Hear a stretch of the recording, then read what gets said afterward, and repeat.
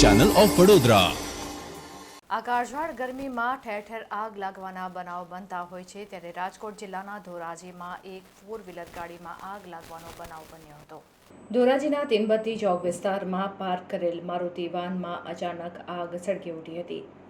4-વ્હીલમાં આગ લાગવાનું કારણ હજી અકબંધ છે, ત્યારે ધોરાજી નગરપાલિકાના ફાયર ફાઇટરોએ તાત્કાલિક દોડી આવી પાણીનો મારો ચલાવી આગ ઉપર કાબૂ મેળવ્યો હતો। 4-વ્હીલ ગાડીમાં આગ લાગતા જ આસપાસના વિસ્તારમાં દોડધામ મચી ગઈ હતી।